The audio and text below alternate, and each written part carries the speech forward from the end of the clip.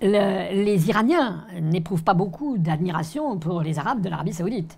Et d'ailleurs, certains estiment que si l'Iran a adopté l'islam dans sa version chiite et non pas l'islam sunnite qui prévaut dans le reste du monde, c'est justement par opposition justement à ça. Il faut faire un peu d'histoire pour comprendre l'origine des divisions entre les sunnites et les chiites, entre ces deux branches de l'islam. Il faut remonter au 7e siècle, quelques années seulement après la fondation de cette religion par Mahomet.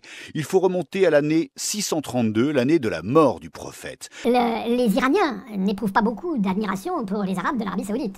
Et d'ailleurs, certains estiment que si l'Iran a adopté l'islam dans sa version chiite et non pas l'islam sunnite qui prévaut dans le reste du monde, c'est justement par opposition justement. Les musulmans se divisent au sujet du successeur de Mahomet. Ce sera soit Abou Bakr, très proche de Mahomet, soit Ali, le gendre et cousin du prophète. La majorité des musulmans choisit Abou Bakr. Ce sont les futurs sunnites. Les autres, les futurs chiites, deviennent minoritaires. Il y aura ensuite des affrontements entre les deux camps jusqu'à la mort d'Ali, puis de son fils Hussein, tué par leurs adversaires.